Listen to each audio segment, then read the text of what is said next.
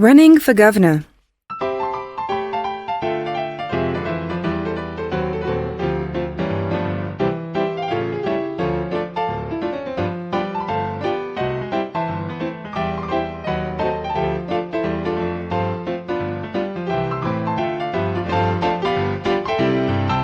A few months ago, I was nominated for governor of the great state of New York to run against Mr. Stuart L. Woodford and Mr. John T. Hoffman on an independent ticket. I somehow felt that I had one prominent advantage over these gentlemen, and that was good character. It was easy to see by the newspapers that, if ever they had known what it was to bear a good name, that time had gone by. It was plain that, in these latter years, they had become familiar with all manner of shameful crimes.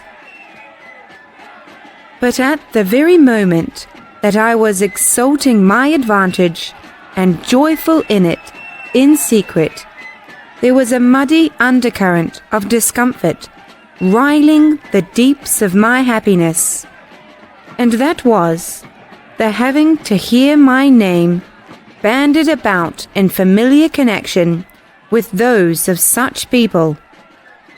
I grew more and more disturbed. Finally, I wrote my grandmother about it. Her answer came quick and sharp. She said,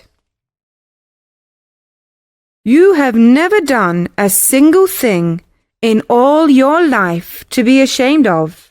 Not one. Look at the newspapers. Look at them and comprehend what sort of characters Messrs. Woodford and Hoffman are, and then see if you are willing to lower yourself to their level and enter a public canvass with them." It was my very thought. I did not sleep a single moment that night. But after all, I could not recede. I was fully committed, and must go on with the fight. As I was looking listlessly over the papers at breakfast, I came across this paragraph, and I may truly say I never was so confounded before. Perjury. Perhaps now that Mr. Mark Twain is before the people as a candidate for governor, he will condescend to explain how he came to be convicted of perjury by 34 witnesses in Wakawak, Cochin China, in 1863, the intent of which perjury being to rob a poor native widow and her helpless family of a meagre plantain patch, their only stay and support in their bereavement and desolation. Mr. Twain owes it to himself, as well as to the great people whose suffrages he asks, to clear this matter up. Will he do it? I thought I should burst with amazement. Such a cruel, heartless charge. I never had seen Cochin China. I never had heard of Wakawak. I didn't know a plantain patch from a kangaroo. I did not know what to do. I was crazed and helpless. I let the day slip away without doing anything at all. The next morning, the same paper had this, nothing more. Significant. Mr. Twain, it will be observed, is suggestively silent about the Cochin China perjury. Ma'am, during the rest of the campaign, this paper never referred to me in any other way than as the infamous perjurer Twain. Next came the Gazette with this. Wanted to know, will the new candidate for governor deign to explain to certain of his fellow citizens who are suffering to vote for him the little circumstance of his cabinet-mates in Montana losing small, valuable from time to time, until at last these things, having been invariably found on Mr. Twain's person or in his trunk, newspaper he rolled his traps in, they felt compelled to give him a friendly admonition for his own good, and so tarred and feathered him, and rode him on a rail, and then advised him to leave a permanent vacuum in the place he usually occupied in the camp. Will he do this? Could anything be more deliberately malicious than that? For I never was in Montana in my life. After this journal customarily spoke of me as Twain, the Montana thief. I got to picking up papers apprehensively, much as one would lift a desired blanket, which he had some idea might have a rattlesnake under it. One day, this met my eye. The lie nailed by the sworn affidavits of Michael O'Flanagan Esk of the 5 Points and Mr. Kit Burns and Mr. John Allen of Water Street. It is established that Mr. Mark Twain's vile statement that the lamented grandfather of our noble standard-bearer, John T. Hoffman, was shadow of foundation in fact.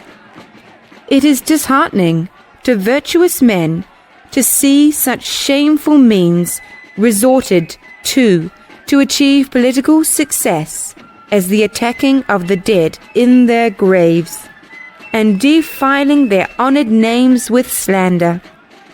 When we think of the anguish this miserable falsehood must cause the innocent relatives and friends of the deceased, we are almost driven to incite an outraged and insulted public to summary and unlawful vengeance upon the traducer. But no, let us leave him to the agony of a lacerated conscience, though if passion should get the better of the public, and in its blind fury they should do the traducer bodily injury, it is but too obvious that no jury could convict and no court punish the perpetrators of the deed.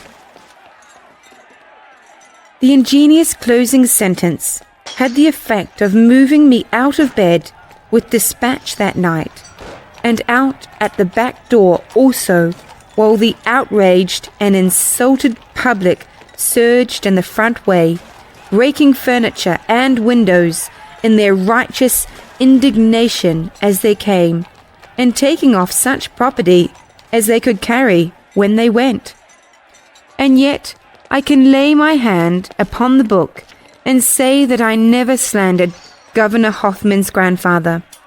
More, I had never even heard of him or mentioned him up to that day and date. I will state, in passing, that the journal above quoted from always referred to me afterward as Twain, the body snatcher. The next newspaper article that attracted my attention was the following: a sweet candidate, Mr. Mark Twain, who was to make such a blighting speech at the mass meeting of the Independents last night, didn't come to time. A telegram from his physician stated that he had been knocked down by a runaway team and his leg broken in 2 places, sufferer lying in great agony, and so forth, and a lot more bosh of the same sort. And the Independents tried hard to swallow the wretched subterfuge and pretend that they did not know what was the real reason of the absence of the abandoned creature whom they denominate their standard bearer. A certain man was seen to reel into Mr. Twain's hotel last night in a state of beastly intoxication. It is the imperative duty of the Independents to prove that this besotted brute was not Mark Twain himself. We have them at last. This is a case that admits of no shirking. The voice of the people demands in thundertones, "Who was that man?" It was incredible, absolutely incredible, for a moment, that it was really my name that was coupled with this disgraceful suspicion. 3 long years had passed over my head since I had tasted ale, beer, wine, or liquor of any kind. It shows what effect the times were having on me when I say that I saw myself confidently dubbed Mr. Delirium Tremens Twain in the next issue to that journal without a pang. Notwithstanding, I knew that with monotonous fidelity the paper would go on calling me so to the very end. By this time, anonymous letters were getting to be an important part of my mail matter. This form was common. "How about that old woman you kicked off your premises, which was begging? Paul Pry." And this: "There is things which you have done which is unbeknowns to anybody but me. You better trot out a few dollars. To yours truly, or you'll hear through the papers from Handy Andy." This is about the idea. I could continue them till the reader was surfeited, if desirable. Shortly, the principal Republican journal convicted me of a wholesale bribery, and the leading Democratic paper nailed an aggravated case of blackmailing to me. In this way, I acquired 2 additional names: Twain, the filthy corruptionist, and Twain, the loathsome embracer. By this time, there had grown to be such a clamour for an answer to all the dreadful charges that were laid to me that the editors and leaders of my party said it would be political ruin for me to remain silent any longer.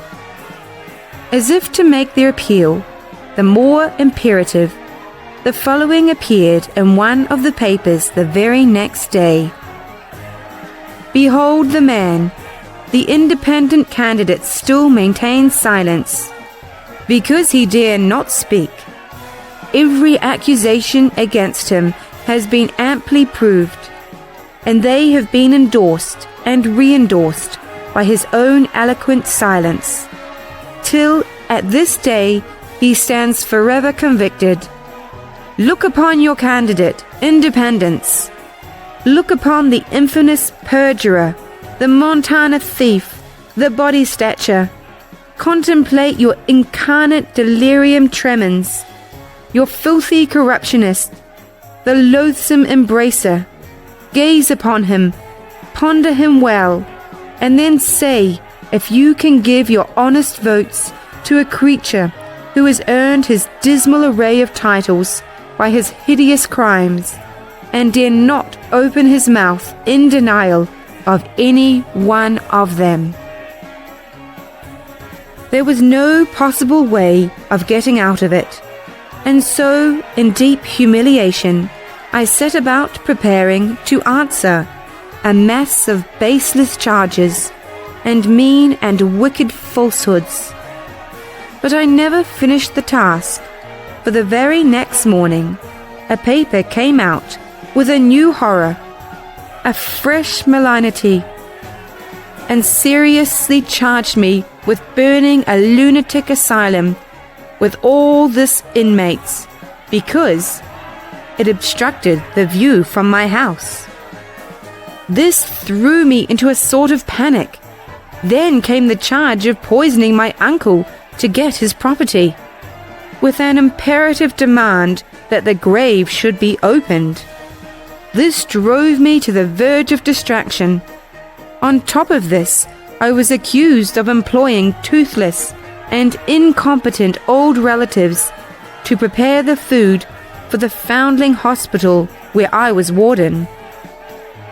I was wavering, and at last, as a due and fitting climax to the shameless persecution that party rancor had inflicted upon me, 9 little toddling children of all shades of colour and degrees of raggedness were taught to rush to the platform at a public meeting and clasp me around the legs and call me Pa. I gave up. I hauled down my colours and surrendered. I was not equal to the requirements of a gubernatorial campaign in the state of New York, and so I sent in my withdrawal from the candidacy and in bitterness of spirit signed it. Truly yours, once a decent man, but now Mark Twain, IP, MT, BS, DT, FC, and LE.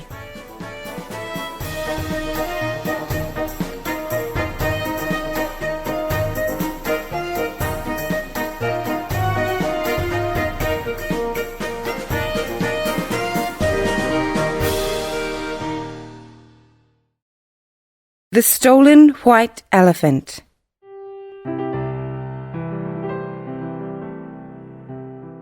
The following curious history was related to me by a chance railway acquaintance. He was a gentleman more than 70 years of age, and his thoroughly good and gentle face and earnest and sincere manner imprinted the unmistakable stamp of truth upon every statement which fell from his lips. He said, "You know in what reverence the royal white elephant of Siam is held by the people of that country. You know it is sacred to kings. Only kings may possess it, and that it is, indeed, in a measure even superior to kings, since it receives not merely honor, but worship. Very well. 5 years ago, when the troubles concerning the frontier line arose between Great Britain and Siam, it was presently manifest that Siam had been in the wrong. Therefore, every reparation was quickly made, and the British representative stated that he was satisfied and the past should be forgotten. This greatly relieved the King of Siam, and partly as a token of gratitude, partly also, perhaps, to wipe out any little remaining vestige of unpleasantness which England might feel toward him, he wished to send the Queen a present, the sole sure way of propitiating an enemy according to Oriental ideas. This present ought not only to be a royal one, but transcendently royal. Wherefore, what offering could be so meet as that of a white elephant? My position in the Indian civil service was such that I was deemed peculiarly worth of the honor of conveying the present to Her Majesty. A ship was fitted out for me, and my servants and the officers and attendants of the Elephant, and in due time I arrived in New York Harbor and placed my royal charge in admirable quarters in Jersey City. It was necessary to remain a while in order to recruit the animal's health before resuming the voyage. All went well during a fortnight. Then my calamities began. The white elephant was stolen. I was called up at dead of night and informed of this fearful misfortune. For some moments, I was beside myself with terror and anxiety. I was helpless. Then I grew calmer and collected my faculties. I soon saw my course, for, indeed, there was but the one course for an intelligent man to pursue. Late as it was, I flew to New York and got a policeman to conduct me to the headquarters of the detective force. Fortunately, I arrived in time, though the chief of the force, the celebrated Inspector Blunt, was just on the point of leaving for his home. He was a man of middle size and compact frame, and when he was thinking deeply, he had a way of knitting his brows and tapping his forehead reflectively with his finger, which impressed you at once with the conviction that you stood in the presence of a person of no common order. The very sight of him gave me confidence and made me hopeful. I stated my errand. It did not flurry him in the least. It had no more visible effect upon his iron self-possession than if I had told him somebody had stolen my dog. He motioned me to a seat and said calmly, "Allow me to think a moment, please." So saying, he sat down at his office table and leaned his head upon his hand. Several clerks were at work at the other end of the room. The scratching of their pens was all the sound I heard during the next 6 or 7 minutes. Meantime, the inspector sat there, buried in thought. Finally, he raised his head, and there was that in the firm lines of his face which showed me that his brain had done its work and his plan was made. Said he, and his voice was low and impressive, "This is no ordinary case. Every step must be warily taken. Each step must be made sure before the next is ventured. And secrecy must be observed. Secrecy profound and absolute. Speak to no one about the matter, not even the reporters.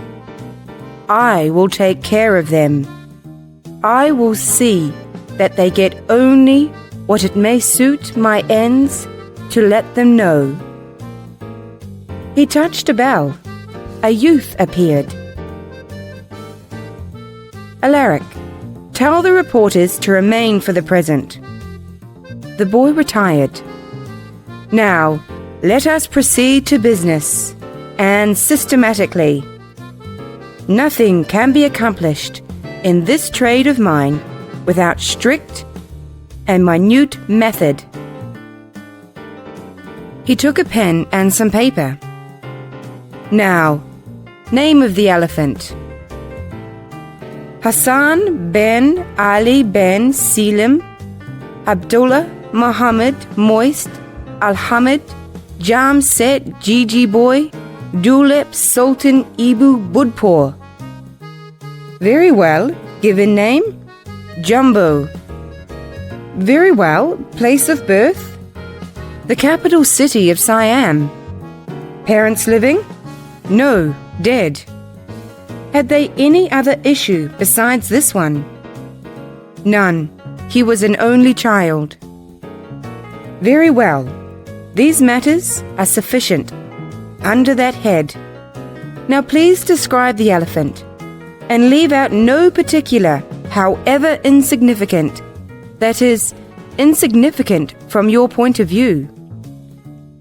To me, in my profession, there are no insignificant particulars. They do not exist." I described, he wrote. When I was done, he said, "Now listen. If I have made any mistakes, correct me." He read as follows. Height, 19 feet. Length from apex to forehead, insertion of tail, 26 feet. Length of trunk, 16 feet. Length of tail, 6 feet. Total length, including trunk and tail, 48 feet. Length of tusks, 9 feet.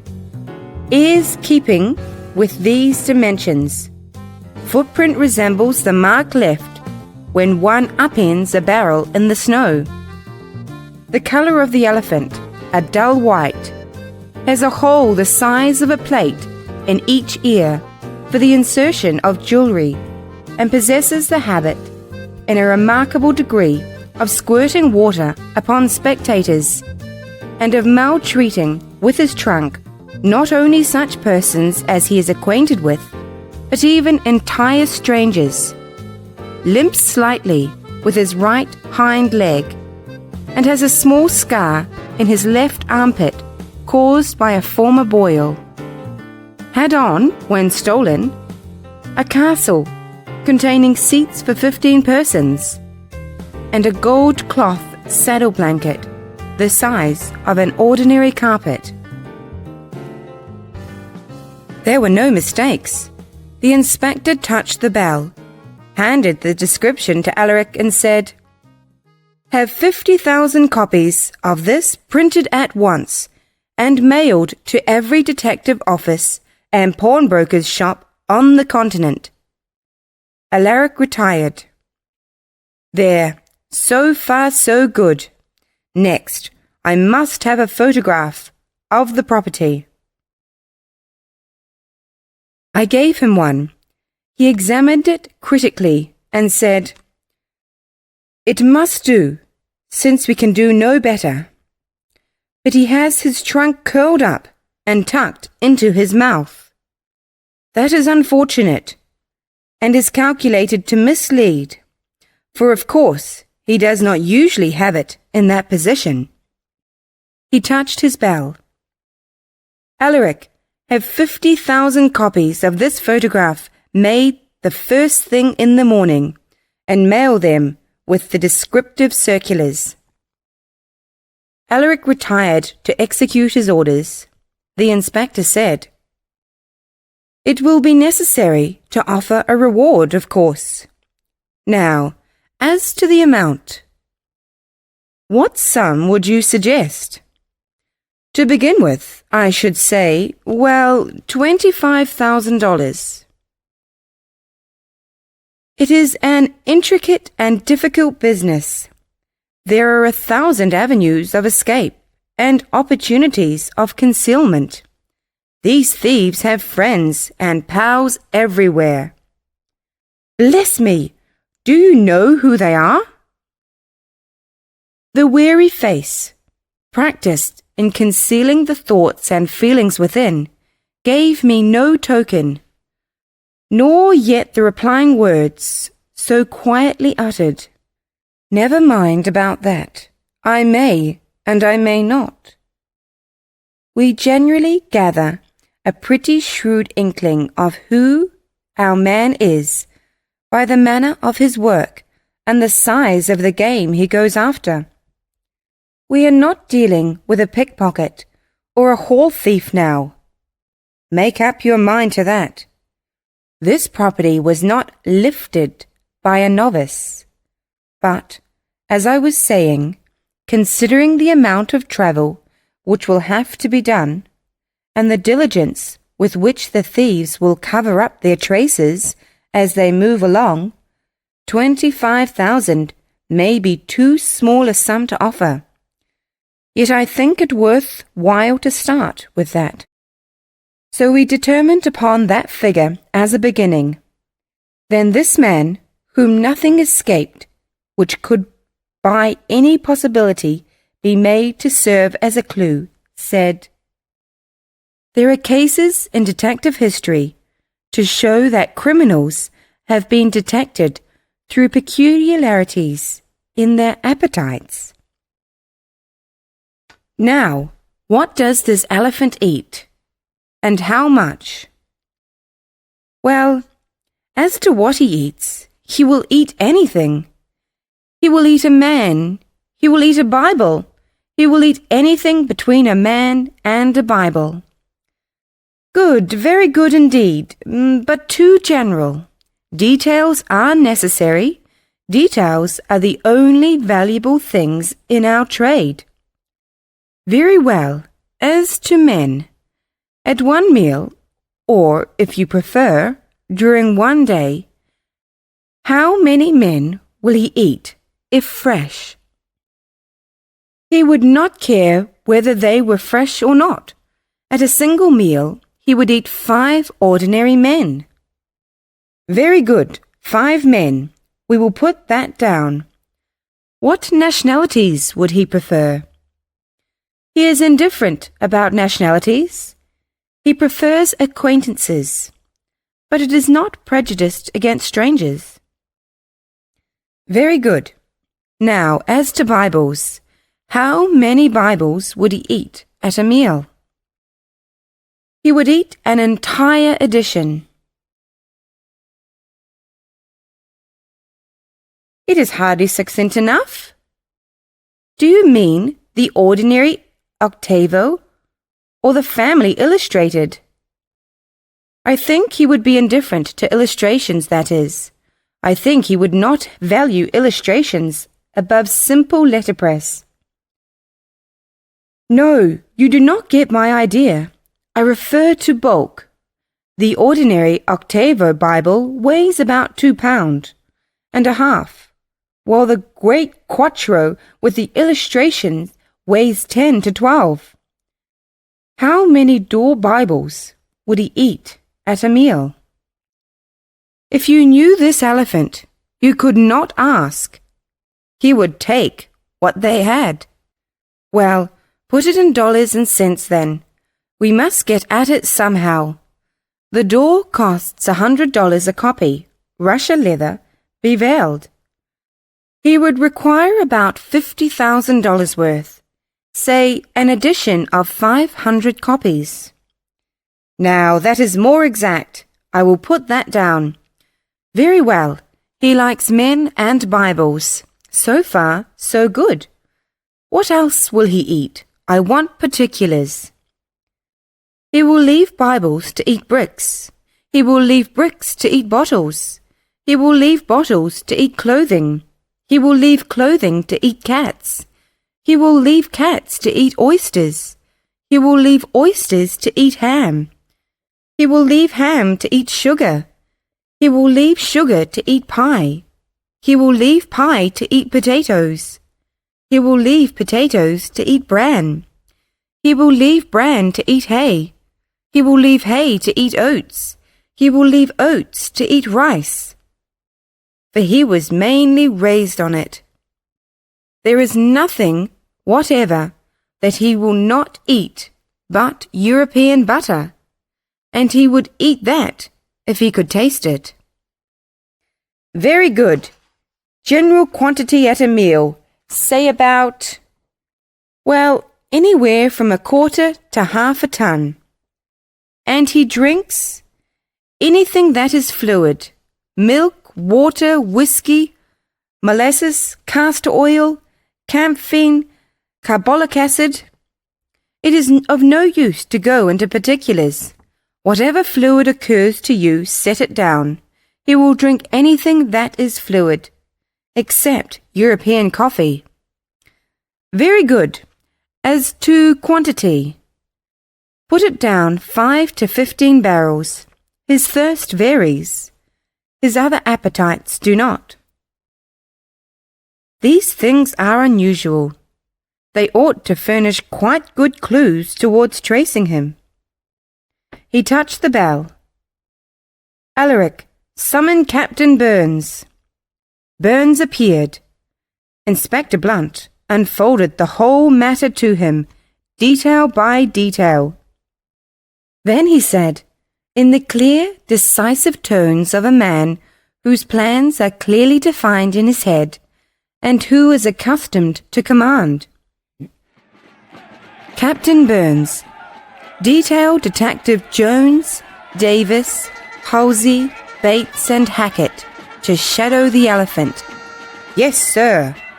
Detail Detective Moses, Dakin, Murphy, Rogers, Tupper, Higgins and Bartholomew to shadow the thieves. Yes, sir.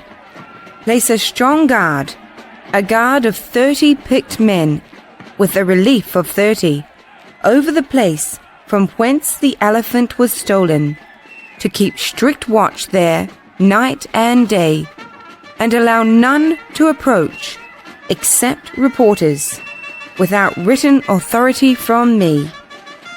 Yes, sir. Place detectives in plain clothes in the railway, steamship and ferry depots, and upon all roadways leading out of Jersey City, with orders to search all suspicious persons. Yes, sir. Furnish all these men with photograph and accompanying description of the elephant, and instruct them to search all trains and outgoing ferryboats and other vessels. Yes, sir. If the elephant should be found, let him be seized and the information forward to me by telegraph. Yes, sir. Let me be informed at once if any clues should be found, footprints of the animal, or anything of that kind. Yes, sir. Get an order commanding the harbour police to patrol the frontages vigilantly. Yes, sir. Dispatch detectives in plain clothes over all the railways, north as far as Canada, west as far as Ohio, south as far as Washington. Yes, sir. Place experts in all the telegraph offices to listen in to all messages, and let them require that all cipher dispatches be interpreted to them. Yes, sir. Let all these things be done with the utmost secrecy, mind, the most impenetrable secrecy. Yes, sir. Report to me promptly at the usual hour. Yes, sir. Go! Yes, sir. He was gone. Inspector Blunt was silent and thoughtful a moment, while the fire in his eye cooled down and faded out. Then he turned to me and said in a placid voice, "I am not given to boasting. It is not my habit. But we shall find the elephant." I shook him warmly by the hand and thanked him, and I felt my thanks too. The more I had seen of the man, the more I liked him, and the more I admired him and marvelled over the mysterious wonders of his profession. Then we parted for the night, and I went home for a far happier heart than I had carried with me to his office. Next morning, it was all in the newspapers, in the minutest detail. It even had additions, consisting of Detective this, Detective that, and Detective the other's theory as to how the robbery was done, who the robbers were, and whither they had flown with their booty. There were 11 of these theories, and they covered all the possibilities, and this single fact shows what independent thinkers detectives are. No two theories were alike, or even much resembled each other, save in one striking particular, and in that one all the other 11 theories were absolutely agreed. That was, that although the rear of my building was torn out and only door remained locked, the elephant had not been removed through the rent, but by some undiscovered outlet. All agreed that the robbers had made that rent only to mislead the detectives. That never would have occurred to me or to any other layman, perhaps, but it had not deceived the detectives for a moment. Thus, what I had supposed was the only thing that had no mystery about it was in fact the very thing I had gone furthest astray in. The 11 theories all named the supposed robbers, but no two named the same robbers. The total number of suspected persons was 37. The various newspaper accounts all closed with the most important opinion of all, that of Chief Inspector Blunt. A portion of this statement read as follows: "The Chief knows who the two principals are, namely Brick Daffy and Red McFadden. 10 days before the robbery was achieved, he was already aware that it was to be attempted, and had quietly proceeded to shadow these two noted villains.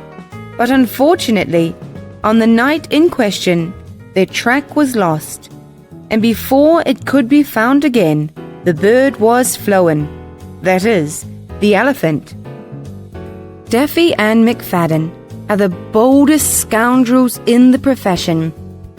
The chief has reasons for believing that they are the men who stole the stove out of the detective headquarters on a bitter night last winter, in consequence of which the chief and every detective present were in the hands of the physicians before morning, some with frozen feet, others with frozen fingers, ears, and other members." When I read the first half of that, I was more astonished than ever at the wonderful sagacity of this strange man. He not only saw everything in the present with a clear eye, but even the future could not be hidden from him. I was soon at his office, and said I could not help wishing he had had those men arrested, and so prevented the trouble and loss. But his reply was simple and unanswerable. "It is not our province to prevent crime, but to punish it. We cannot punish it until it is committed." I remarked that the secrecy with which he had begun had been marred by the newspapers. Not only all our facts, but all our plans and purposes had been revealed. Even all the suspected persons had been named. These would doubtless disguise themselves now, or go into hiding. Let them. They will find that when I am ready for them, my hand will descend upon them in their secret places, as unerringly as the hand of fate. As to the newspapers, we must keep in with them. Fame, reputation, constant public mention, these are the detective's bread and butter. We must publish his facts, else he will be supposed to have none. He must publish his theory, for nothing is so strange or striking as a detective's theory, or brings him so much wonderful respect. We must publish our plans, for these the journals insist upon having, and we could not deny them without offending. We must constantly show the public what we are doing, or they will believe we are doing nothing. It is much pleasanter to have a newspaper say, "Inspector Blunt's ingenious and extraordinary theory is as follows," than to have it say some harsh thing, or, worse still, some sarcastic one. I see the force of what you say, but I noticed that in one part of your remarks in the papers this morning, you refused to reveal your opinion upon a certain minor point. Yes, we always do that. It has a good effect. Besides, I had not formed any opinion on that point anyway. I deposited a considerable sum of money with the inspector to meet current expenses, and sat down to wait for news. We were expecting the telegrams to begin to arrive at any moment now. Meantime, I reread the newspapers and also our descriptive circular, and observed that our $25,000 reward seemed to be offered only to detectives. I said I thought it ought to be offered to anybody who would catch the elephant. The inspector said, "It is the detectives who will find the elephant. Hence, the reward will go to the right place. If other people found the animal, it would only be by watching the detectives and taking advantage of clues and indications stolen from them. And that would entitle the detectives to the reward, after all. The proper office of a reward is to stimulate the men who deliver up their time and their trained sagacities to this sort of work, and not to confer benefits upon chance citizens who stumble upon a capture without having earned the benefits by their own merits and labours." That was reasonable enough, certainly. Now the telegraphic machine in the corner began to click, and the following dispatch was the result. "Flower Station, NY, 7:30 a.m. Have got a clue. Found a succession of deep tracks across a farm near here. Followed them 2 miles east without result. Think elephant went west. Shall now shadow him in that direction. Darley, detective." "Darley's one of the best men on the force," said the inspector. "We shall hear from him again before long." Telegram number 2 came. "Barker's, NJ, 7:40 a.m. Just arrived. Glass factory, broken open here during night, and 800 bottles taken. Only water in large quantity near here is 5 miles distant. Shall strike for there. Elephant will be thirsty. Bottles were empty. Darley, detective." "That promises well too," said the inspector. "I told you the creature's appetites would not be bad clues." Telegram number 3. "Taylorville, L. I, 8:15 a.m. A haystack near here disappeared during night. Probably eaten. Have got a clue and am off. Hubbard, detective." "How he does move around," said the inspector. "I knew we had a difficult job on hand. But we shall catch him yet." "Flower Station, NY, 9 a.m. Shadowed the tracks 3 miles westward. Large, deep and ragged. Have just met a farmer who says they are not elephant tracks. Says they are holes where he dug up saplings for shade trees when ground was frozen last winter. Give me orders how to proceed. Darley, detective." "Aha! A confederate of the thieves." "The thing grows warm," said the inspector. He dictated the following telegram to Darley. Arrest the man and force him to name his pals. Continue to follow the tracks to the Pacific, if necessary. Chief Blunt. Next telegram. Coney Point, PA, 8:45 a.m.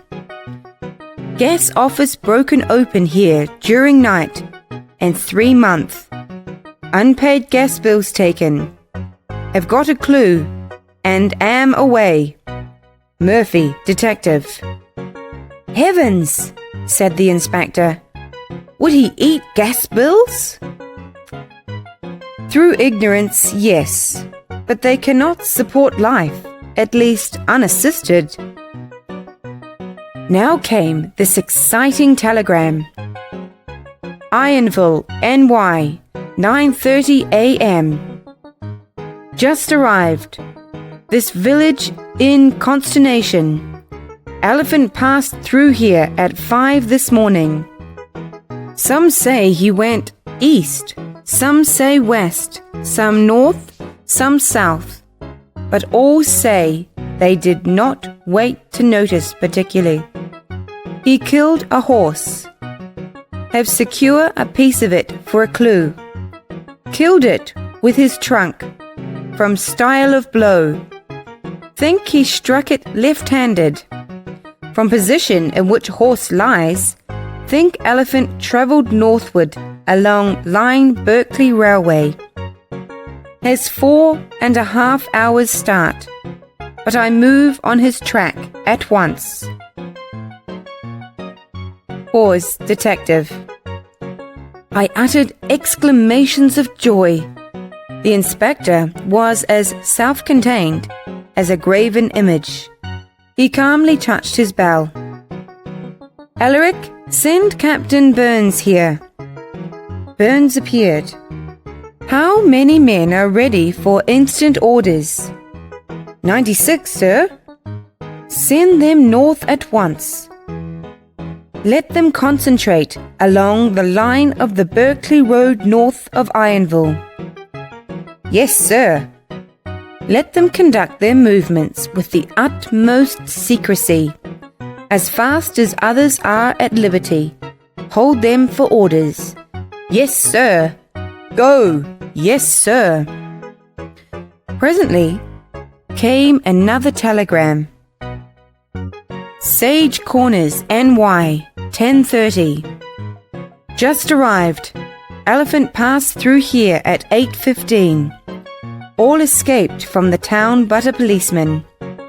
Apparently, Elephant did not strike at policeman, but at the lamppost. Got both. I have secured a portion of the policeman as clue. Stum, detective. So the elephant has turned westward, said the inspector. However, he will not escape, for my men are scattered all over that region. The next telegram said, Glover's, 11:15. Just arrived. Village deserted, except sick and aged. Elephant passed through 3/4 of an hour ago. The anti-temperance mass meeting was in session. He put his trunk in at a window and washed it out with water from cistern. Some swallowed it, since dead. Several drowned. Detectives Cross and O'Shaughnessy were passing through town, but going south, so missed Elephant. Whole regions, for many miles around in terror, people flying from their homes. Wherever they turn, they meet Elephant, and many are killed. Brant, detective. I could have shed tears. This havoc so distressed me. But the inspector only said, You see, we are closing in on him. He feels our presence. He has turned eastward again. Yet further troublous news was in store for us. The telegraph brought this. Hogansport, 12:19. Just arrived. Elephant passed through half an hour ago, creating a wildest fright and excitement. Elephant raged round streets. 2 plumbers going by, killed 1, other escaped. Regret general. O'Flaherty, detective. Now he is right in the midst of my men, said the inspector. Nothing can save him. A succession of telegrams came from detectives who were scattered through New Jersey and Pennsylvania, and who were following clues consisting of ravaged barns, factories, and Sunday school libraries, with high hopes amounting to certainties indeed. The inspector said, I wish I could communicate with them and order them north, but that is impossible. A detective only visits a telegraph office to send his report. Then he is off again, and you don't know where to put your hand on him. Now came this dispatch. Bridgeport, CT, 12:15. Barnum offers rate of $4,000 a year for exclusive privilege of using elephant as traveling advertising medium from now till detectives find him. Wants to paste circus posters on him. Desires immediate answer. Boggs, detective. That is perfectly absurd, I exclaimed. Of course it is, said the inspector. Evidently, Mr. Barnum, who thinks he is so sharp, does not know me, but I know him. Then he dictated this answer to the dispatch. Mr. Barnum's offer declined. Make it $7,000 or nothing. Chief Blunt. There, we shall not have to wait long for an answer. Mr. Barnum is not at home. He is in the telegraph office. It is his way when he has business on hand. Inside of 3. Done. P.2. Barnum.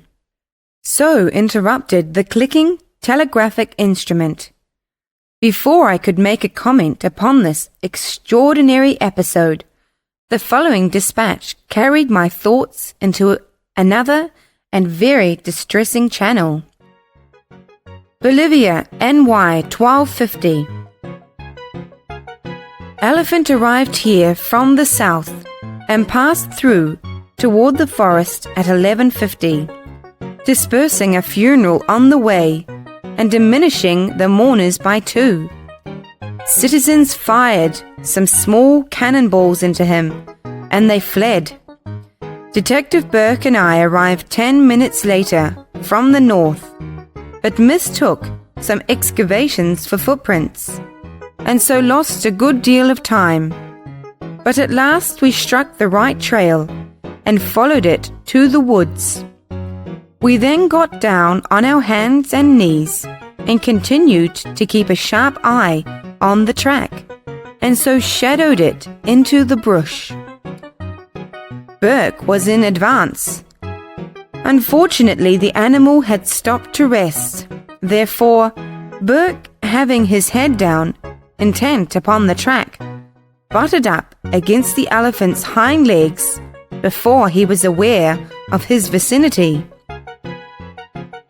Burke instantly arose to his feet, seized the tail, and exclaimed joyfully, I claim the but got no further, for a single blow of the huge trunk laid the brave fellow's fragments low in death. I fled rearward, and the elephant turned and shadowed me to the edge of the wood, making tremendous speed, and I should inevitably have been lost, but that the remains of the funeral providentially intervened again and diverted his attention. I have just learned that nothing of the funeral is left now. But this is no loss, for there is abundance of material for another. Meantime, the elephant has disappeared again. Mulrooney, Detective. We heard no news except from the diligent and confident detectives scattered about New Jersey, Pennsylvania, Delaware, and Virginia, who were all following fresh and encouraging clues, until shortly after 2 p.m., when this telegram came. Baxter Center, 2:15. Elephant been here. Plastered over with circus bills. Any broke up a revival, striking down and damaging many who were on the point of entering upon a better life. Citizens penned him and established a guard. When Detective Brown and I arrived, some time after, we entered enclosure and proceeded to identify elephant by photograph and description.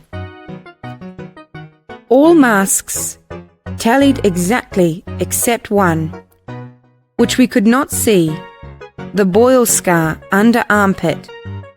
To make sure, Brown crept under to look and was immediately brained, that is, head crushed and destroyed, though nothing issued from debris.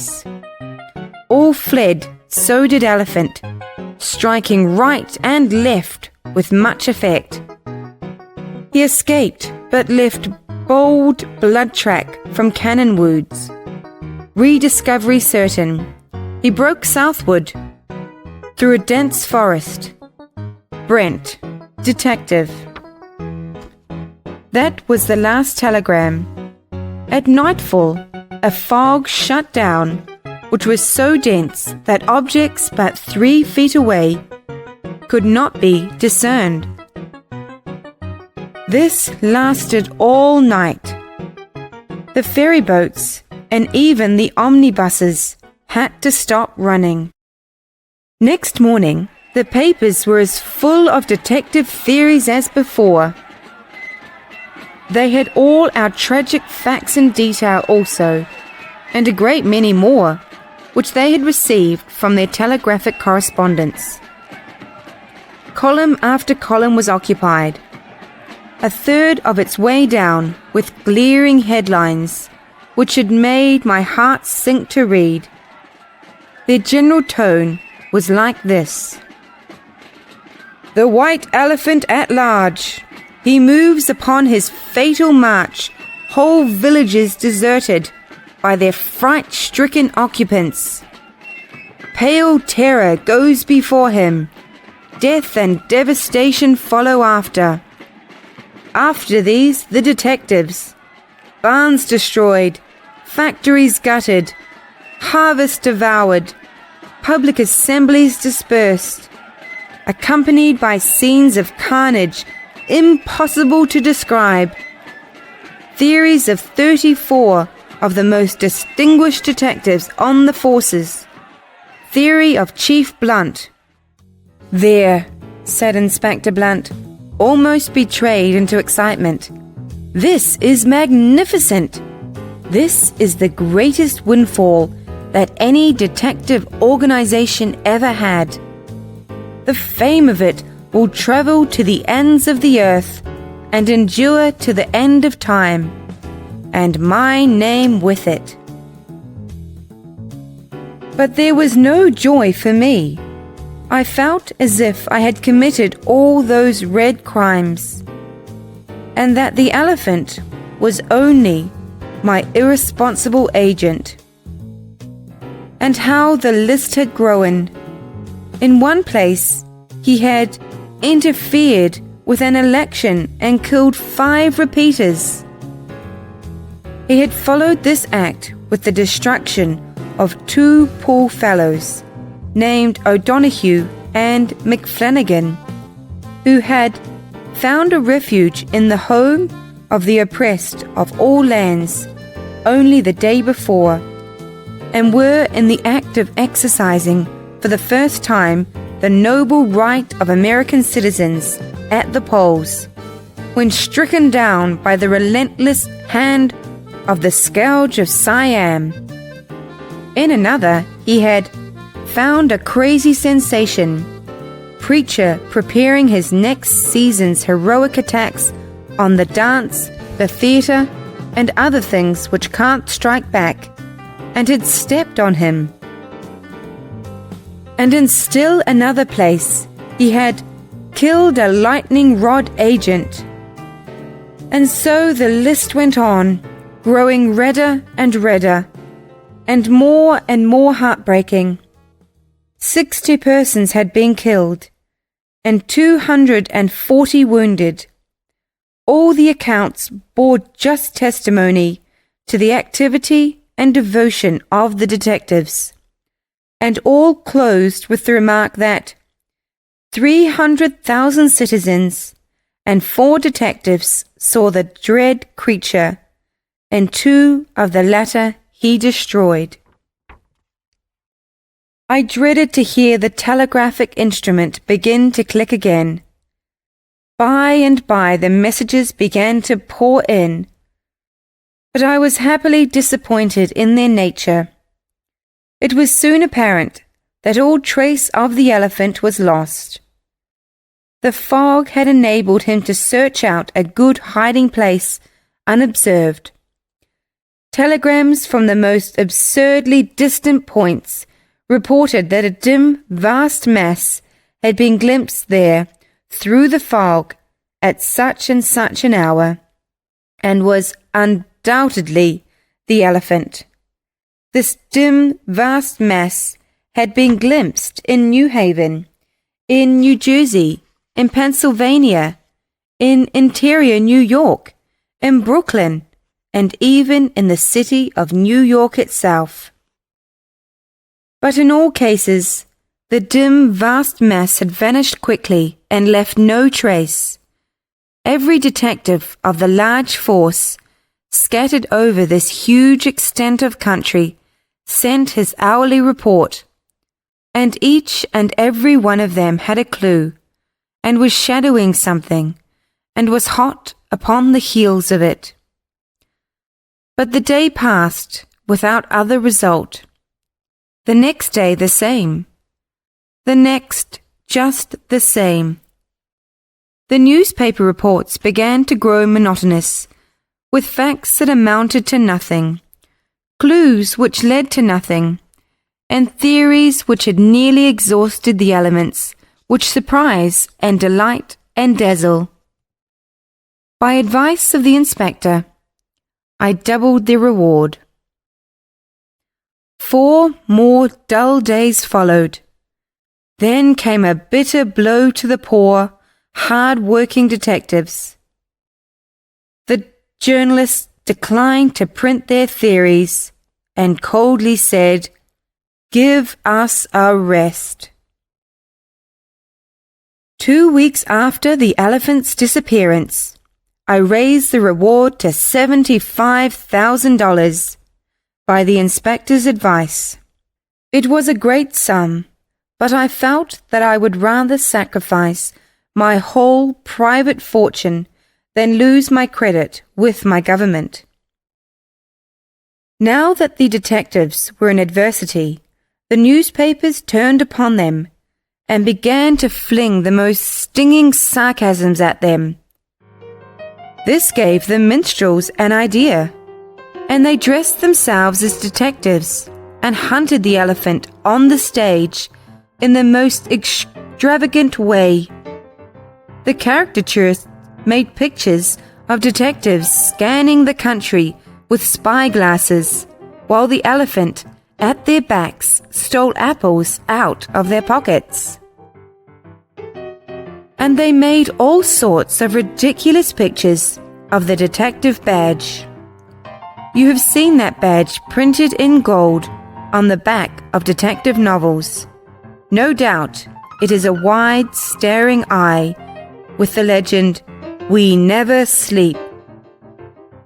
When detectives called for a drink, the would-be facetious barkeeper resurrected an obsolete form of expression and said, "Will you have an eye-opener?" All the air was thick with sarcasms. But there was one man who moved calm, untouched, unaffected through it all. It was that heart of oak, the chief inspector. His brave eye never drooped, his serene confidence never wavered. He always said, "Let them rail on. He laughs best who laughs last." My admiration for the man grew into a species of worship. I was at his side always. His office had become an unpleasant place to me, and now became daily more and more so. Yet, if he could endure it, I meant to do so also, at least as long as I could. So I came regularly and stayed, the only outsider who seemed to be capable of it. Everybody wondered how I could, and often it seemed to me that I must desert.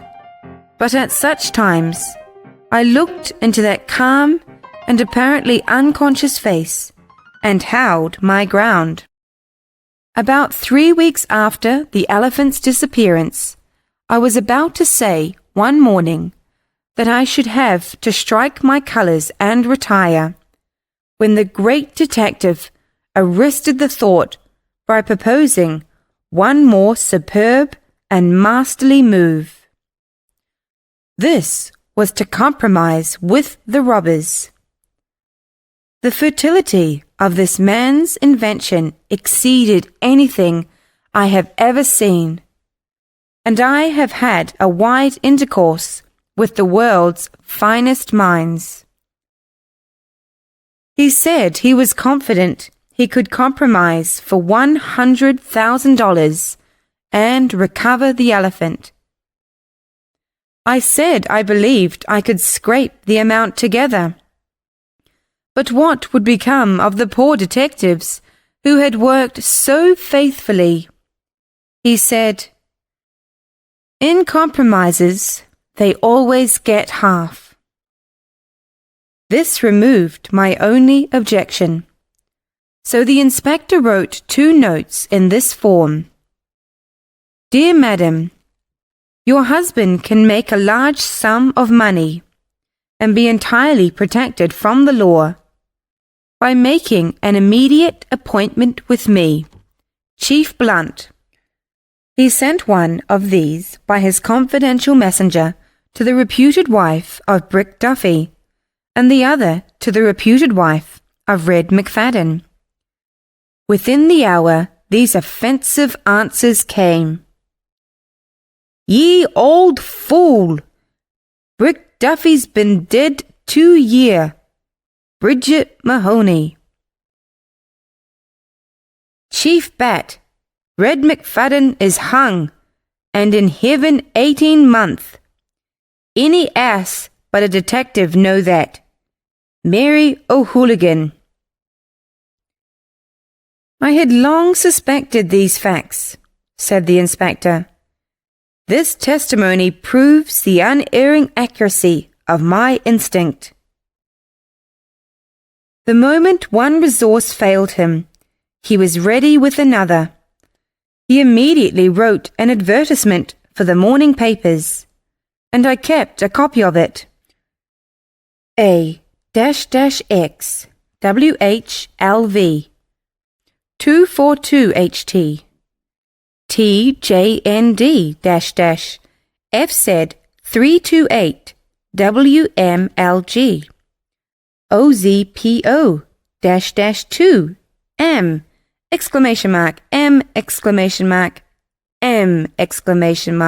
OGW.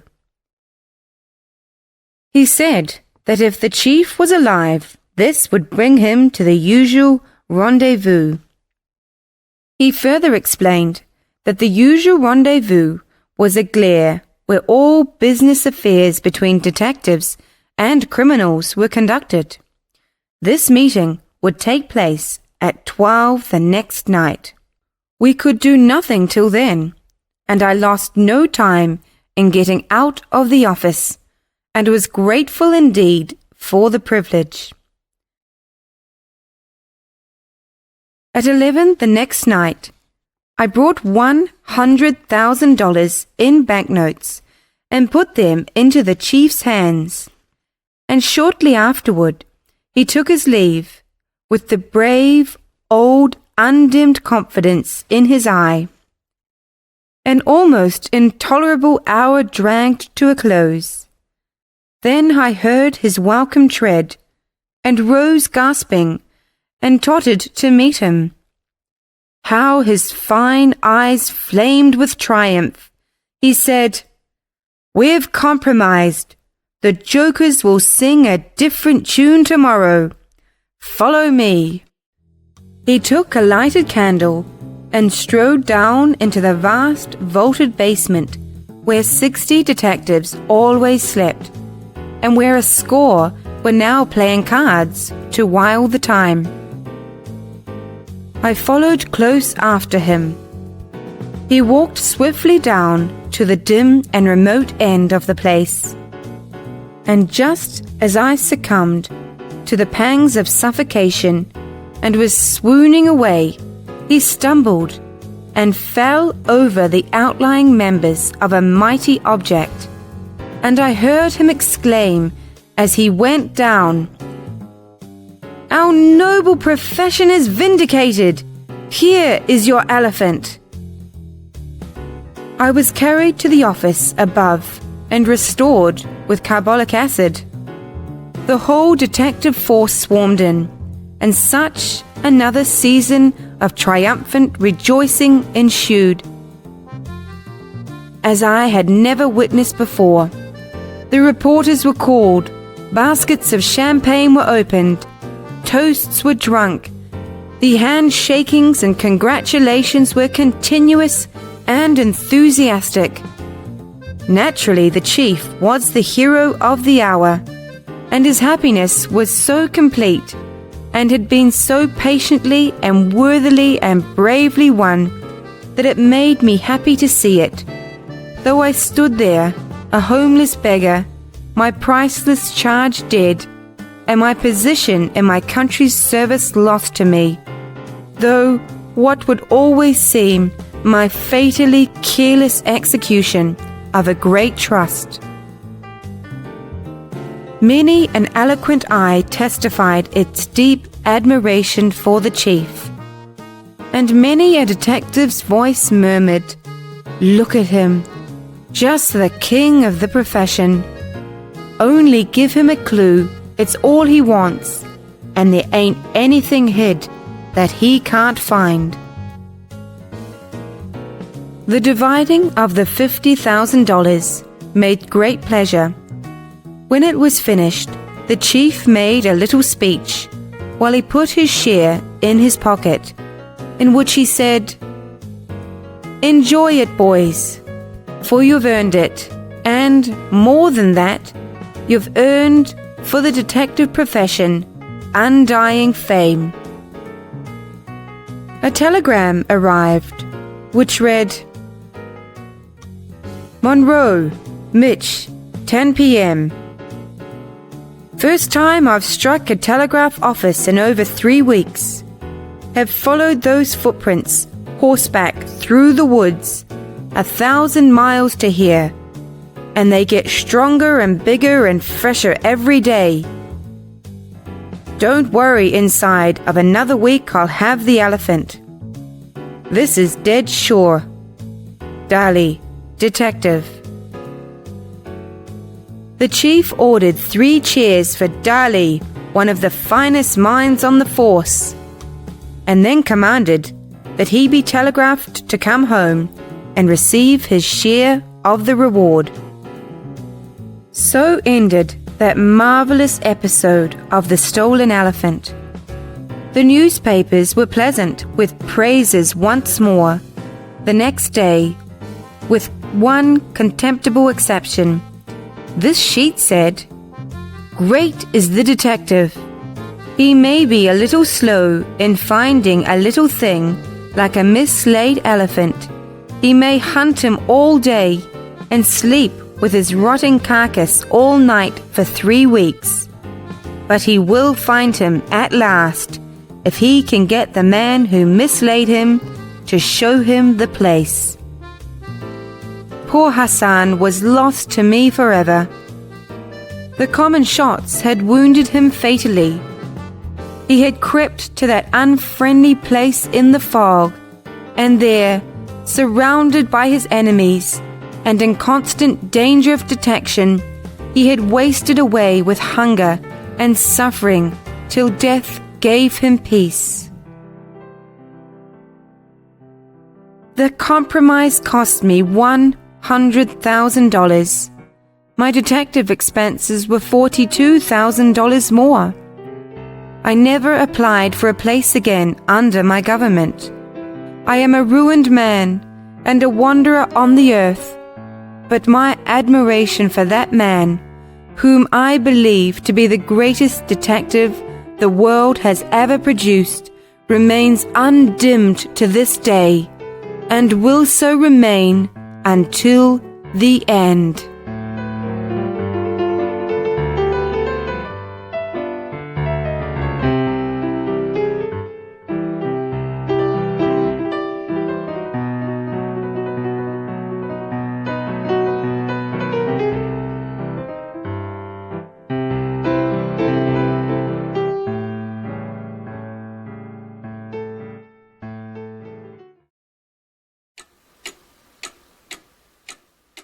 My watch. My beautiful new watch had run 18 months without losing or gaining, and without breaking any part of its machinery or stopping. I had come to believe it infallible in its judgments about the time of day, and to consider its constitution and its anatomy imperishable. But at last, one night, I let it run down. I grieved about it, as if it were a recognized messenger and forerunner of calamity. But by and by I cheered up, set the watch by guess, and commanded my bodings and superstitions to depart. Next day, I stepped into the chief jeweller's to set it by the exact time, and the head of the establishment took it out of my hand and proceeded to set it for me. Then he said, "She is 4 minutes slow. Regulator wants pushing up." I tried to stop him, tried to make him understand that the watch kept perfect time. But no, all this human cabbage could see was that the watch was 4 minutes slow, and the regulator must be pushed up a little. And so, while I danced around him in anguish, and implored him to let the watch alone, he calmly and cruelly did the shameful deed. My watch began to gain. It gained faster and faster day by day.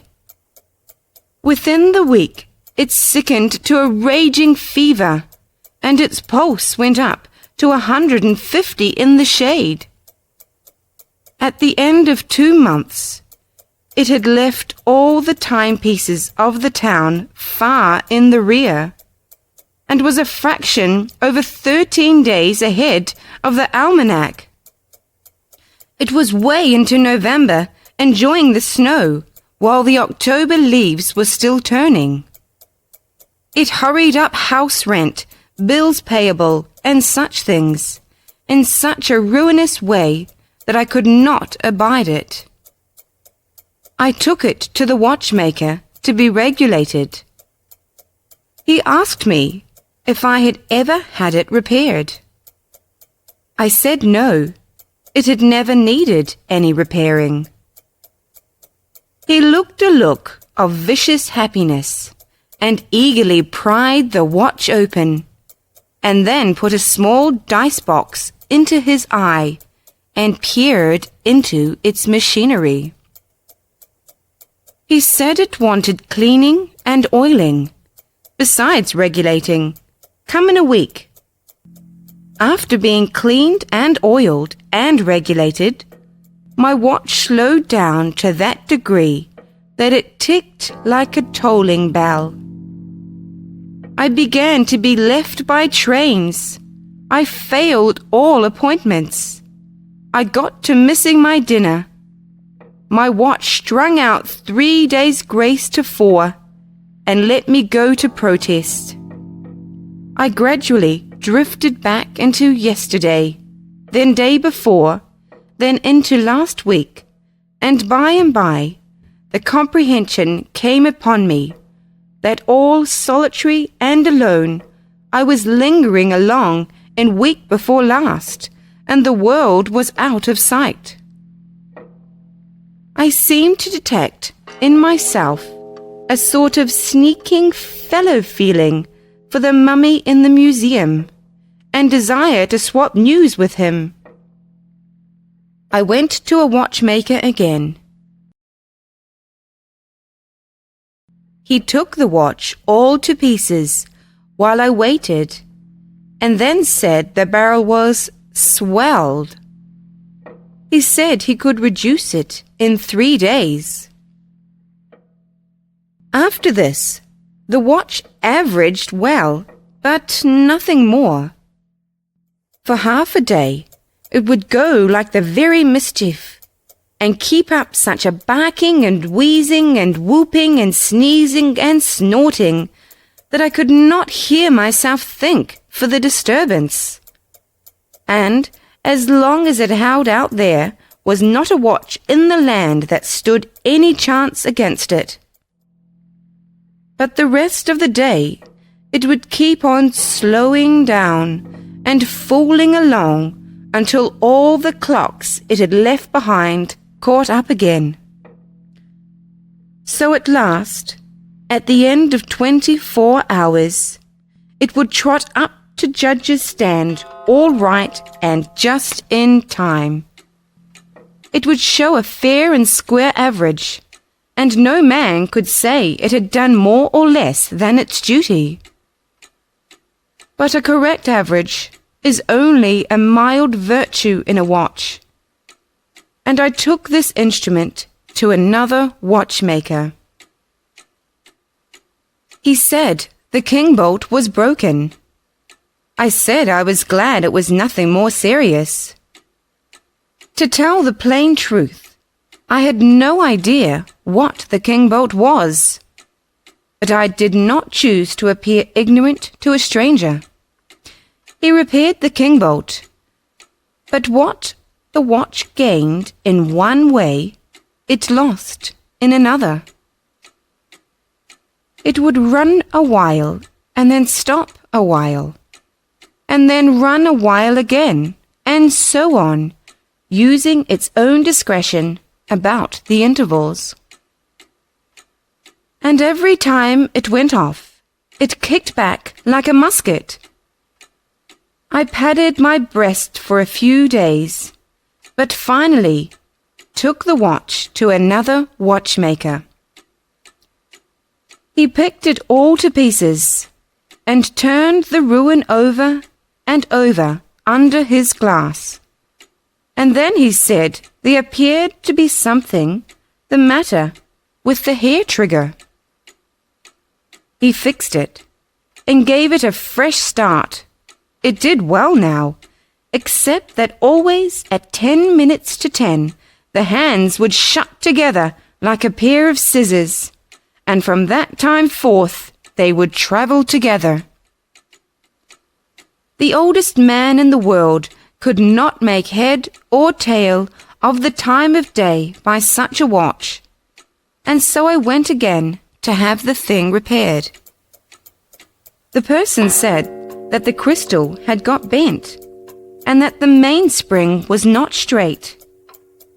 He also remarked that part of the works needed half-soiling. He made these things all right. And then my timepiece performed unexceptionably. save that now and then, after working along quietly for nearly 8 hours, everything inside would let go all of a sudden and begin to buzz like a bee, and the hands would straight away begin to spin round and round so fast that their individuality was lost completely, and they simply seemed a delicate spider's web over the face of the watch. She would reel off the next 24 hours in 6 or 7 minutes, and then stop with a bang.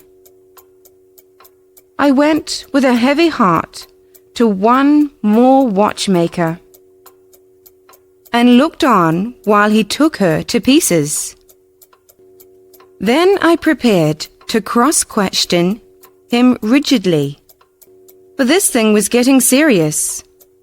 The watch had cost $200 originally, and I seemed to have paid out $2,000 or $3,000 for repairs. While I waited and looked on, I presently recognized in this watchmaker an old acquaintance, a steamboat engineer of other days, and not a good engineer either. He examined all the parts carefully, just as the other watchmakers had done, and then delivered his verdict with the same confidence of manner. He said, "She makes too much steam. You want to hang the monkey, wrench on the safety valve." I brained him on the spot and had him buried at my own expense. My Uncle William, now deceased, alas, used to say that a good horse was a good horse until it ran away once, and that a good watch was a good watch until the repairers got a chance at it. And he used to wonder what became of all the unsuccessful tinkers, the gunsmiths, the shoemakers, the engineers, and blacksmiths. But nobody could ever tell him.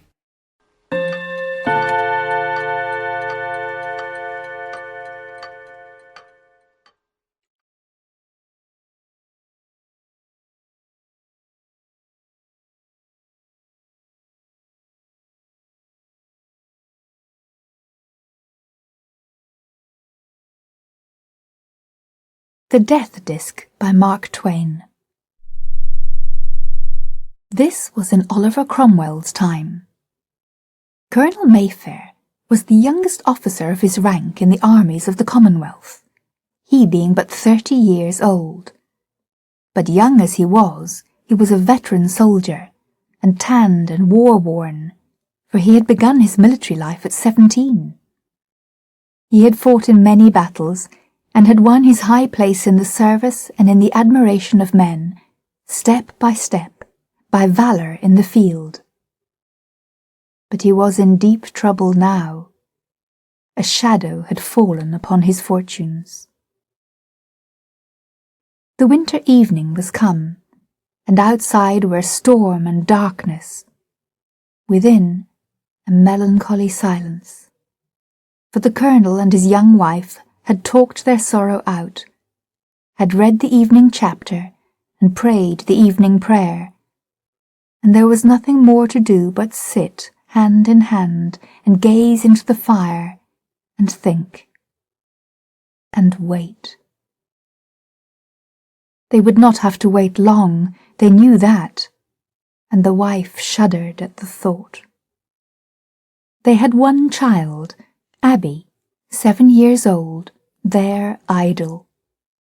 She would be coming presently for the good-night kiss, and the colonel spoke now and said, "Dry away the tears, and let us seem happy for her sake.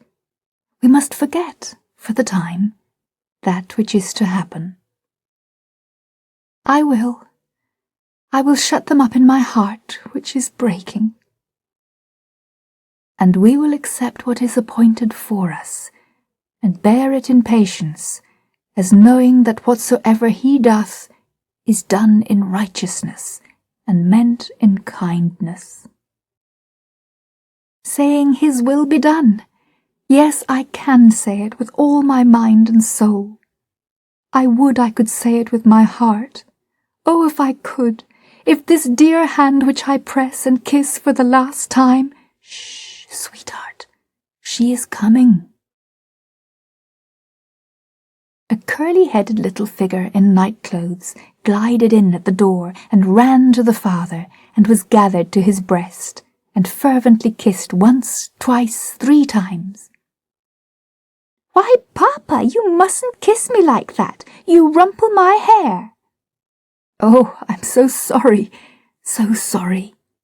Do you forgive me, dear?" "Why, of course, Papa. But are you sorry? Not pretending, but real, right down sorry." "Well, you can judge for yourself, Abby." And he covered his face with his hands and made believe to sob. The child was filled with remorse to see this tragic thing which she had caused, and she began to cry herself, and to tag at the hands and say, "Oh, don't, Papa, please don't cry. Abby didn't mean it. Abby won't ever do it again. Please, Papa." Tugging and straining to separate the fingers, she got a fleeting glimpse of an eye behind them, and cried out, "Why, you naughty Papa, you're not crying at all. You are only fooling. And Abby is going to Mamma now. You don't treat Abby right." She was for climbing down, but her father wound his arms about her and said, "No, stay with me, dear. Papa was naughty, and confesses it, and is sorry. There, let him kiss the tears away. And he begs Abby's forgiveness, and will do anything Abby says he must do for a punishment. They're all kissed away now, and not a curl rumpled, and whatever Abby commands." And so it was made up. And all in a moment the sunshine was back again and burning brightly in the child's face, and she was patting her father's cheeks and naming the penalty. "A story! A story! Hark!" The elders stopped breathing and listened. Footsteps, faintly caught between the gusts of wind. They came nearer, louder, louder, then passed by and faded away. The elders drew deep breaths of relief, and the Papa said, "A story, is it? A gay one?" "No, Papa, a dreadful one." Papa wanted to shift to the gay kind, but the child stood by her rights. As per agreement, she was to have anything she commanded. He was a good Puritan soldier, and had passed his word. He saw that he must make it good. She said, "Papa, we mustn't always have gay ones. Nurse says people don't always have gay times. Is that true, Papa? She says so." The mamma sighed, and her thoughts drifted to her troubles again. The Papa said gently, "It is true, dear. Troubles have to come. It is a pity, but it is true." "Oh, then tell a story about them, Papa, a dreadful one, so that we'll shiver and feel just as if it was us. Mamma, you snuggle up close and hold one of Abby's hands, so that if it's too dreadful, it'll be easier for us to bear it if we are all snuggled up together, you know. Now you can begin, Papa." "Well, once there were 3 colonels. "Oh, goody, I know colonels just as easy. It's because you are one, and I know the clothes. Go on, Papa." "And in a battle they had committed a breach of discipline."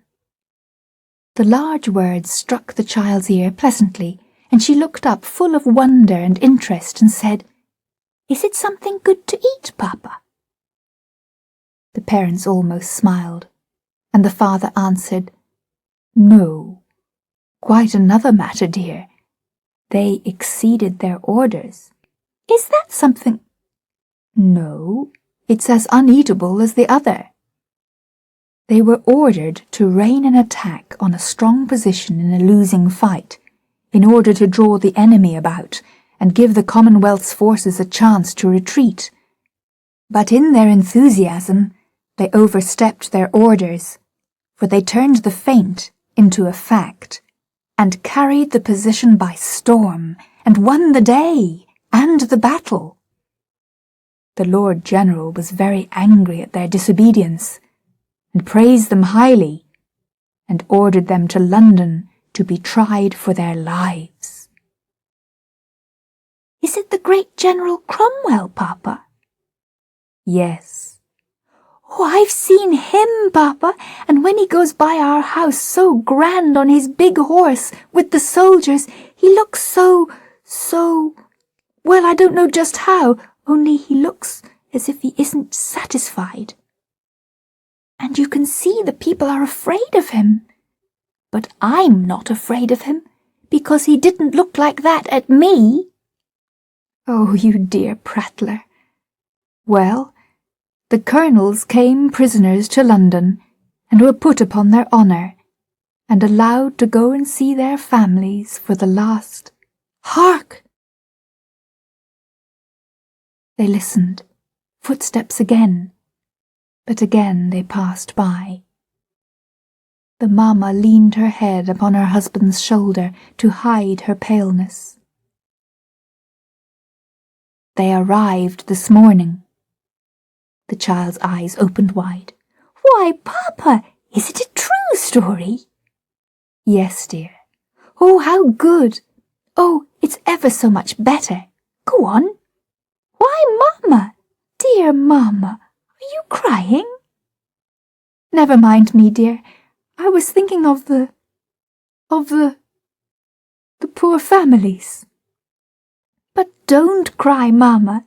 It'll all come out right. You'll see. Stories always do. Go on, Papa, to where they lived happy ever after. Then she won't cry any more. You'll see, Mamma. Go on, Papa." "First they took them to the tower, before they let them go home." "Oh, I know the tower. We can see it from here. Go on, Papa." "I am going on as well as I can in the circumstances. In the tower, the military court tried them for an hour, and found them guilty, and condemned them to be shot." "Killed, Papa?" "Yes." "Oh, how naughty! Dear Mamma, you're crying again. Don't, Mamma, it'll soon come to the good place, you'll see. Hurry, Papa, for Mamma's sake, you don't go fast enough." "I know I don't, but I suppose it is because I stop so much to reflect." "But you mustn't do it, Papa. You must go right on." "Very well, then. The 3 colonels—" "Do you know them, Papa?" "Yes, dear." "Oh, I wish I did. I love colonels. Would they let me kiss them, do you think?" The colonel's voice was a little unsteady when he answered. "One of them would, my darling. There, kiss me for him." "There, Papa. And these 2 are for the others. I think they would let me kiss them, Papa, for I would say, 'My Papa is a colonel too, and brave, and he would do what you did. So it can't be wrong, no matter what those people say. You needn't be the least bit ashamed.' Then they would let me, wouldn't they, Papa?" "God knows they would, child." "Mamma, oh, Mamma, you mustn't. He's soon coming to the happy place. Go on, Papa." Then some were sorry. They all were. That military court, I mean. And they went to the Lord General, and said they had done their duty, for it was their duty, you know, and now they begged that 2 of the colonels might be spared, and only the other one shot. One would be sufficient for an example for the army, they thought. But the Lord General was very stern, and rebuked them for as much as, having done their duty and cleared their consciences, they would beguile him to do less, and so smirch his soldierly honour.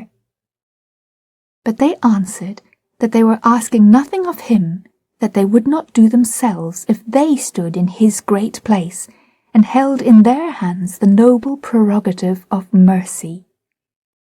That struck him, and he paused and stood thinking, some of the sternness passing out of his face. Presently he bid them wait, and he retired to his closet to seek counsel of God in prayer. And when he came again, he said, "They shall cast lots, that shall decide it, and 2 of them shall live." "And did they, Papa, did they? And which one is to die? Oh, that poor man!" "No, they refused." "They wouldn't do it, Papa?" "No." "Why?"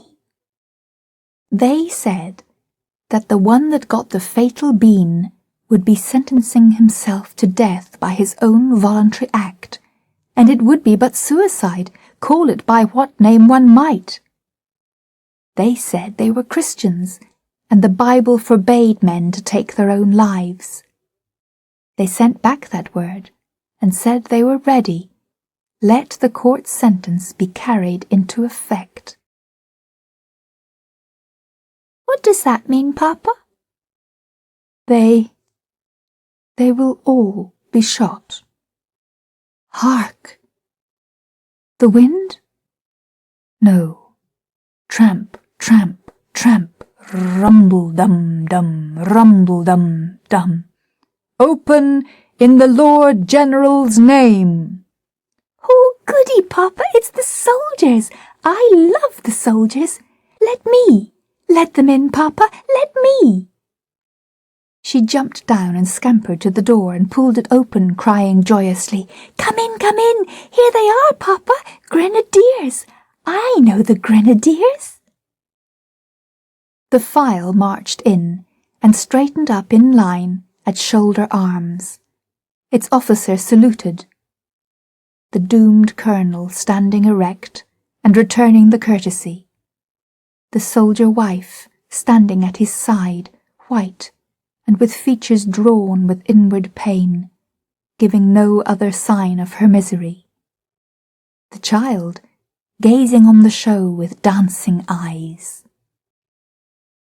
One long embrace of father, mother, and child. Then order. "To the tower! Forward!" Then the colonel marched forth from the house with military step and bearing, the file following. Then the door closed. "Oh, Mamma, didn't it come out beautiful? I told you it would, and they're going to the tower, and he'll see them. Oh, come to my arms, you poor innocent thing." The next morning, the stricken mother was not able to leave her bed. Doctors and nurses were watching by her and whispering together now and then. Abby could not be allowed in the room. She was told to run and play. Mamma was very ill. The child, muffled in winter wraps, went out and played in the street a while. Then it struck her as strange and also wrong that her papa should be allowed to stay at the tower in ignorance at such a time as this. This must be remedied. She would attend to it in person. An hour later, the military court were ushered into presence of the Lord General. He stood grim and erect, with his knuckles resting upon the table, and indicated that he was ready to listen. The spokesman said, "We have urged them to reconsider. We have implored them, but they persist. They will not cast lots. They are willing to die, but not to defile their religion." The protector's face darkened, but he said nothing.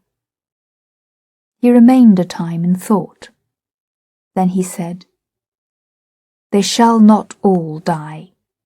The lots shall be cast for them."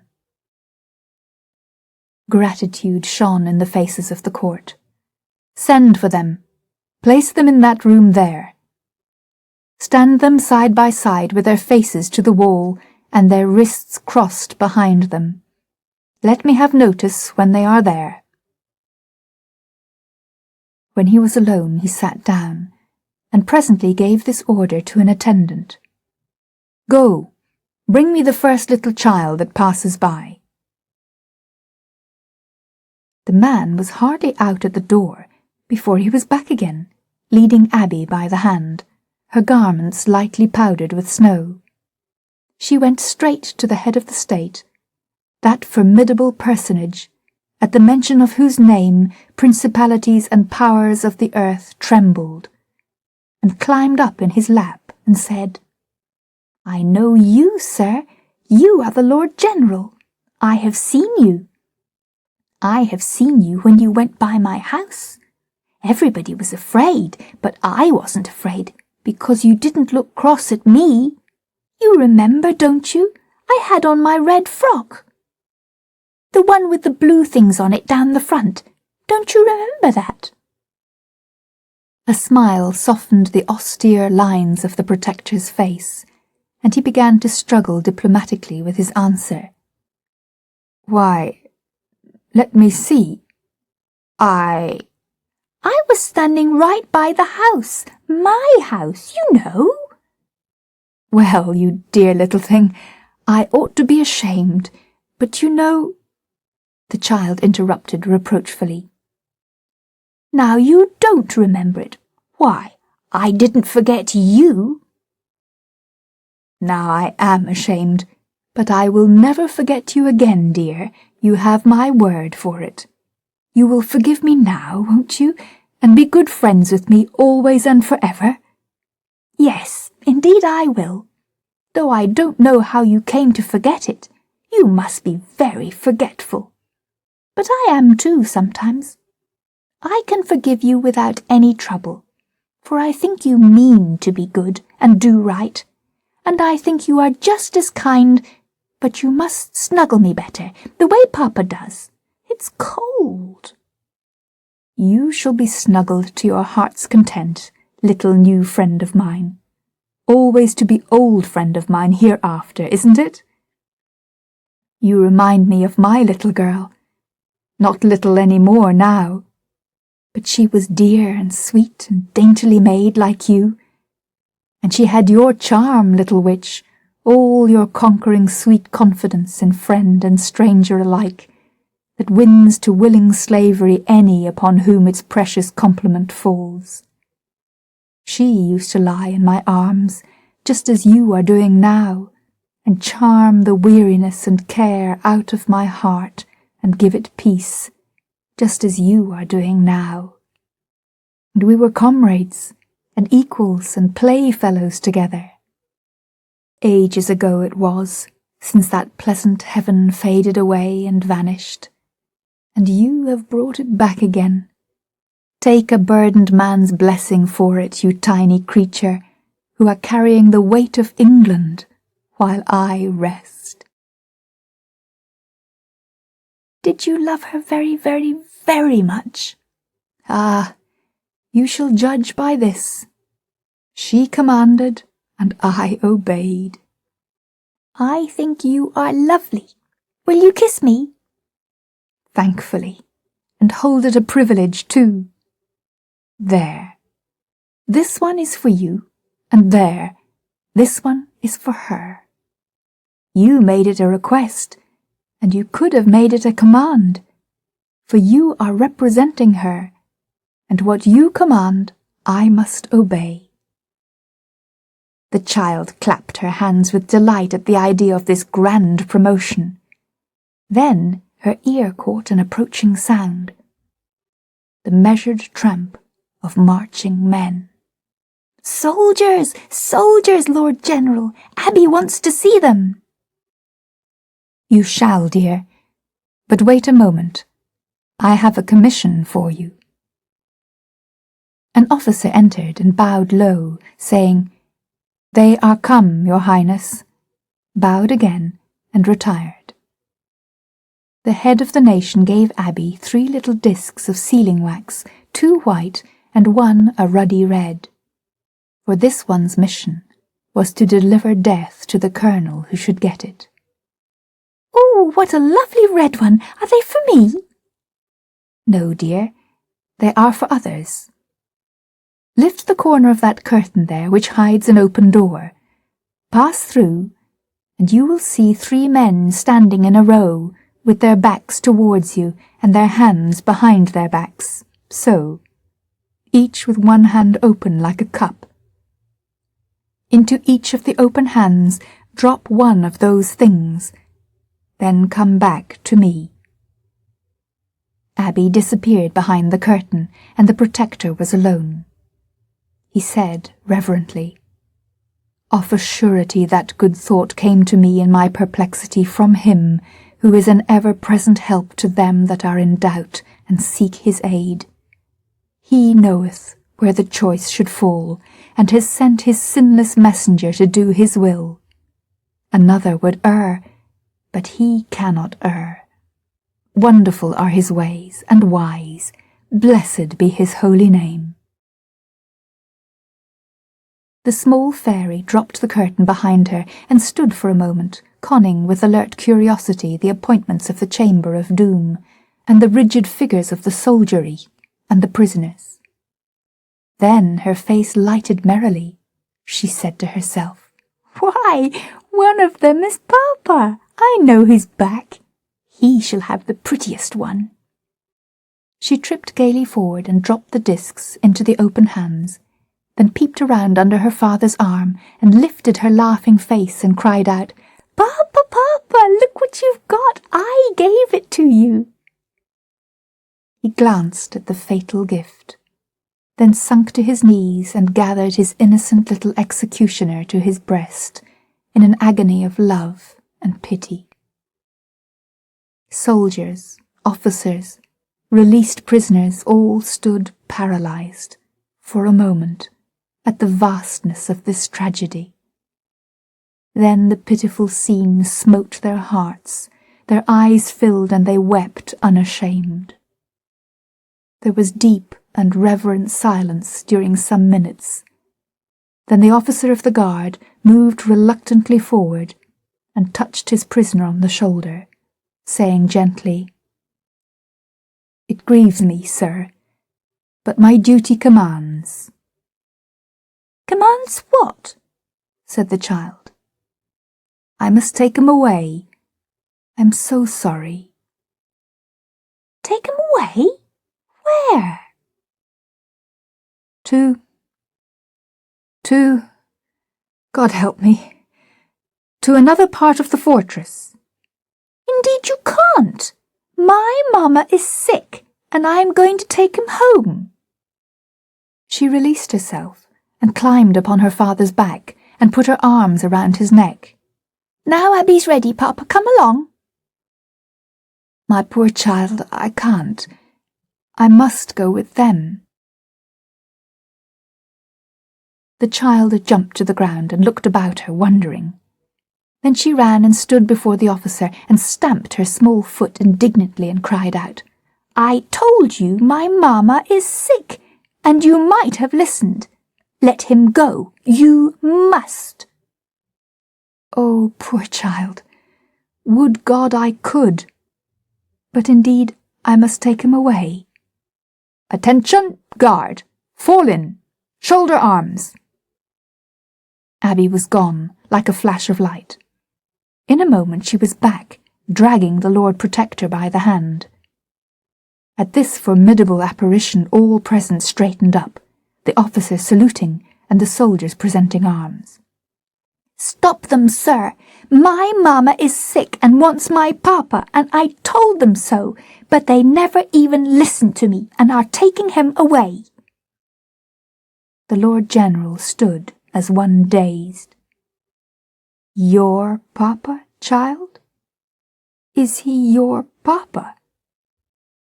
"Why, of course, he was always it. Would I give the pretty red one to any other when I love him so? No!" A shocked expression rose in the Protector's face, and he said, "Ah, God help me! Through Satan's wiles I have done the cruelest thing that ever man did, and there is no help, No help. What can I do?" Abby cried out, distressed and impatient. "Why, you can make them let him go." And she began to sob. "Tell them to do it. You told me to command, and now the very first time I tell you to do a thing, you won't do it."